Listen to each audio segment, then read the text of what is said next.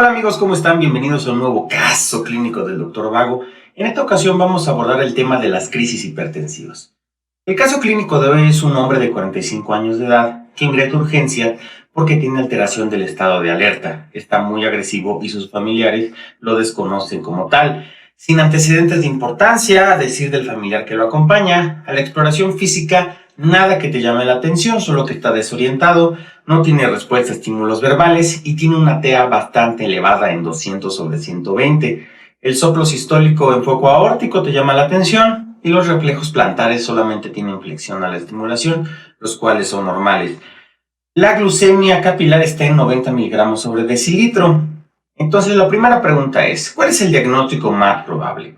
A, urgencia hipertensiva, B, emergencia hipertensiva, C, un EBC de tipo isquémico, D, un EBC de tipo hemorrágico. Vamos a dar unos segundos para que contesten.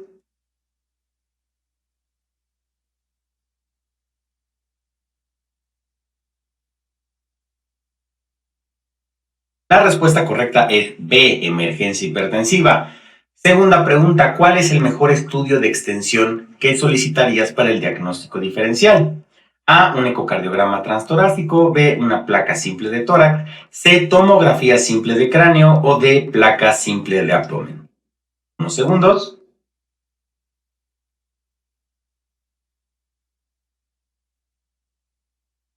La respuesta correcta es C, tomografía simple de cráneo.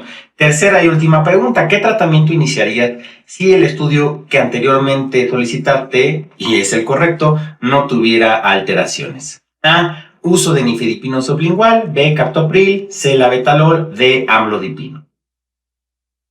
Unos segundos, ya es la última pregunta.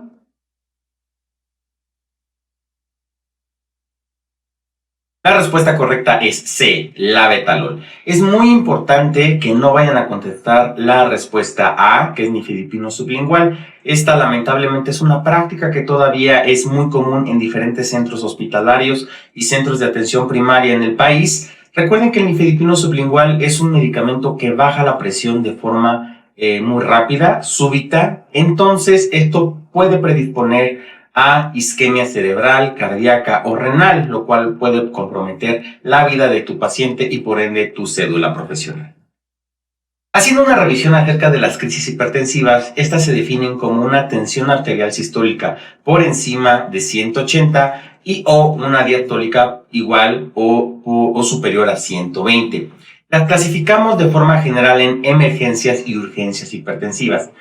El problema sucede que en el español la diferencia entre emergencia y urgencia no existe, son palabras que pueden considerarse sinónimos. Pero en el inglés, que es de donde la mayoría de la literatura las describe y se utiliza para clasificar, sí existe una diferencia entre las palabras emergencia y urgencia. Por lo tanto, para poder diferenciarlas, vamos a utilizar una mnemotecnia que es de acuerdo a la jerarquía en el abecedario, la E antes de la U. La emergencia tiene una prioridad en el tratamiento, como lo veremos más adelante, sobre la urgencia hipertensiva. Entonces recuerda E antes de la U para el tratamiento de emergencia antes de la urgencia. La diferencia que podemos ver en estas tablas es que la emergencia tiene daño a un órgano blanco y la urgencia hipertensiva no tiene daño a órgano blanco. Tal vez en la urgencia puedas encontrar papiledema, pero esto no lo hace una emergencia hipertensiva. La emergencia hipertensiva requiere un tratamiento en menos de 1 hora y la urgencia hipertensiva te puedes demorar hasta 24 horas para poder controlar la TA.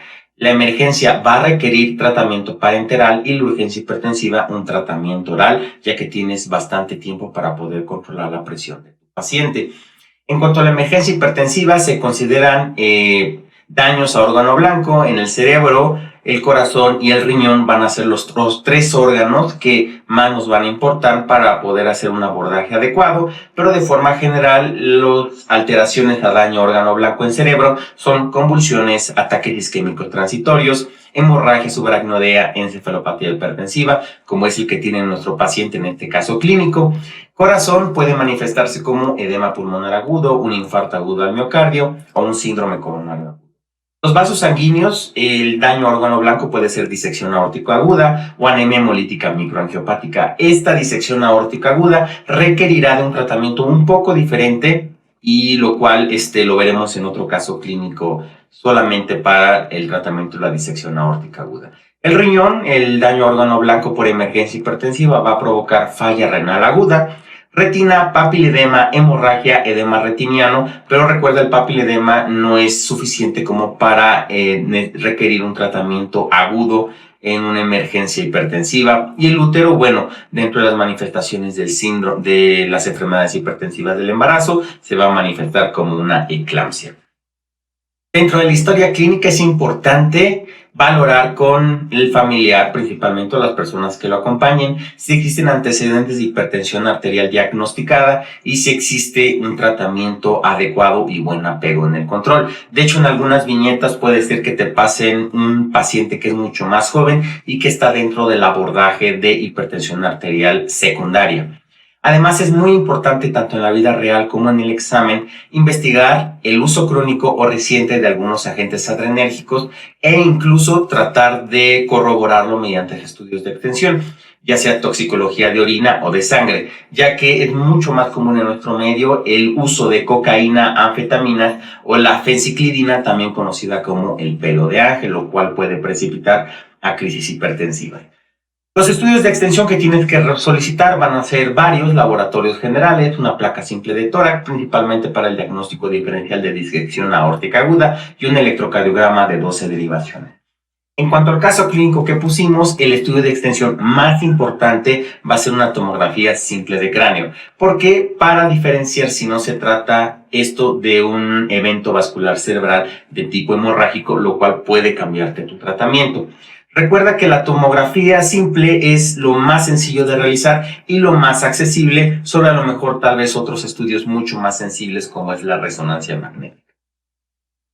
Recuerda que para el tratamiento de la emergencia hipertensiva lo tienes que hacer en menos de 1 hora y tu principal meta va a ser disminuir en 25% las cifras de presión arterial en la primera hora o las primeras 2 horas.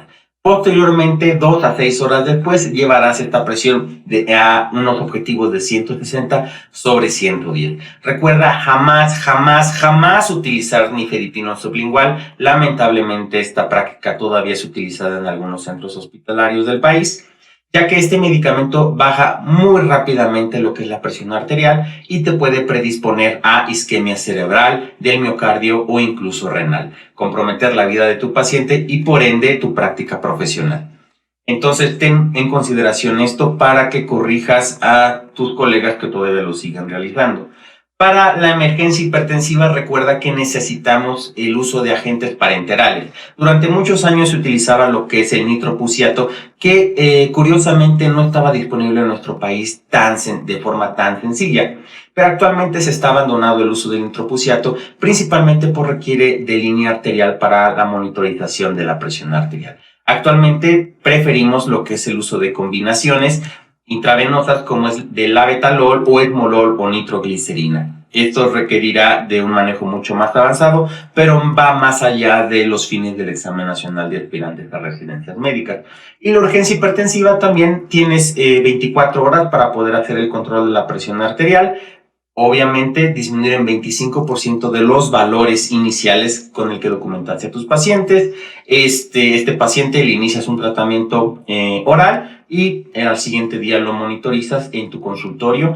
Tenemos diferentes medicamentos, puede ser desde los inhibidores de la ECA, losartán, clonidina o incluso beta bloqueadores. El que tengas disponible puede ser suficiente si logras disminuir en 25% la presión arterial de tus pacientes. Muchísimas gracias por ver este video. Dale manita arriba, compártelo con tus amigos. Muchas gracias por tu suscripción al canal. Nos vemos la próxima semana con otro caso clínico. Éxito en tu preparación. Hasta la próxima.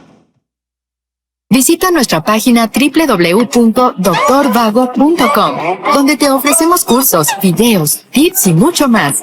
Recuerda, Dr. Vago, tu mejor recurso de educación médica en línea.